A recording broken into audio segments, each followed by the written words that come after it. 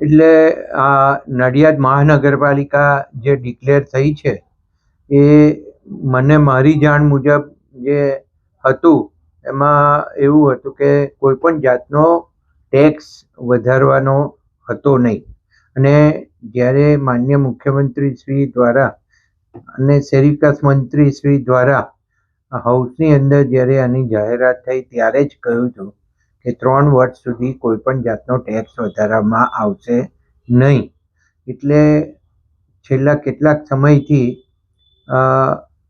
જે નડિયાદની પેરીફરીનો ભાગ છે એની અંદર જે વસતા કોમર્શિયલ જે ધંધાદારી લોકો છે એને નવો ટેક્સ નાખવામાં આવ્યો હતો એવી રજૂઆતો મારી પાસે આવી હતી.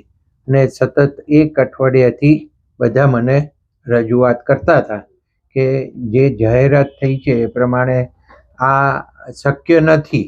એટલે આજે મેં માનનીય મુખ્યમંત્રીશ્રીને પણ આની રજૂઆત કરી, ભૂપેન્દ્રભાઈ પટેલ સાહેબને, અને સાથે સાથે શહેરી વિકાસ મંત્રીશ્રીને પણ મેં રજૂઆત કરી, કનુભાઈ સાહેબને, કે જે જાહેરાત હાઉસમાં થઈ હતી એ મને પણ બરાબર યાદ હતું કે 3 વર્ષ સુધી કોઈ પણ જાતનો નવો ટેક્સ નાખવામાં આવશે નહીં. એટલે આ જે કોર્પોરેશન દ્વારા નવી આકારણી કરી અને ટેક્સ નાખ્યો છે કોમર્શિયલ પ્રોપર્ટીને એ ખોટો છે. ને એના કારણે જ રજૂઆત કરવાના કારણે આજે માનનીય મુખ્યમંત્રીશ્રી અને શહેરી વિકાસ મંત્રીશ્રીએ બંનેએ સૂચના આપી છે અધિકારીઓને કે આ નવો કોઈ પણ જાતનો ટેક્સ નાખવાનો રહેતો નથી અને 3 વર્ષ સુધી આ નવો ટેક્સ નાખવો નહીં એવો સ્પષ્ટપણે આદેશ કરવામાં આવ્યો છે. અને એના આધારે હવે નવેસરથી જે કંઈ જૂનો ટેક્સ હશે એ જૂનો ટેક્સ જ ભરવાનો રહેશે. નવી આકારણી જે છે એની આખી વાત જુદી છે, પણ જેને ઓલરેડી ટેક્સ હતો અને જૂના મકાનોનો તો પ્રશ્ન જ નથી આવતો, પણ કોમર્શિયલ પ્રોપર્ટીમાં આ લોકોએ જે નાખ્યો છે તે કોમર્શિયલ પ્રોપર્ટીમાં પણ જેના જૂના ટેક્સ હતા એને નવી આકારણી કરીને ટેક્સ નાખવાનો રહેતો નથી. જે લોકોની જોડેથી ટેક્સ લીધો છે, જે લોકોએ તમારી રજૂઆત કરી કે અમારે નવો ટેક્સ એની હું રજૂઆત કરીશ કોર્પોરેશનમાં કે તમે એમનું જૂના પ્રમાણે જે ટેક્સ થતો હોય એ ટેક્સ લેવો એવી હું ત્યાં કોર્પોરેશનમાં કમિશનરને રજૂઆત કરીશ ને વહીવટદારને પણ રજૂઆત કરીશ.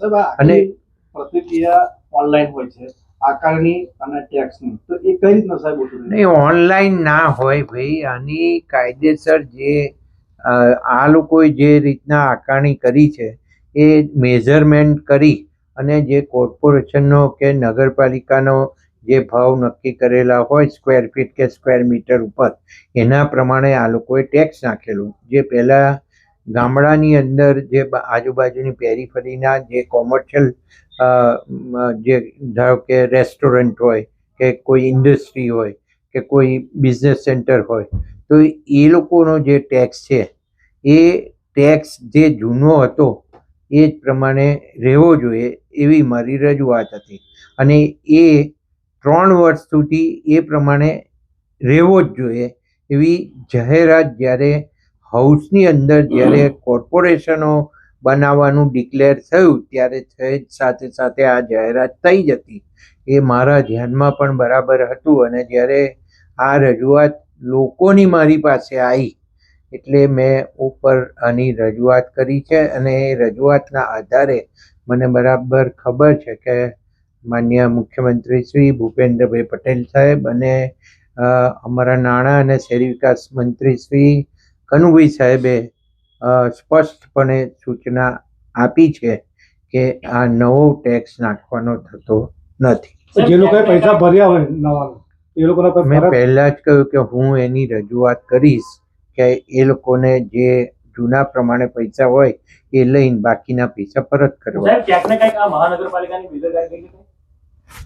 આમાં આ લોકોનું અર્થઘટન હશે મારું એવું માનવું છે, કારણ કે હાલ તો કમિશનર નથી એટલે હું કમિશનરને મળી શક્યો નથી. કમિશનર રજા ઉપર છે.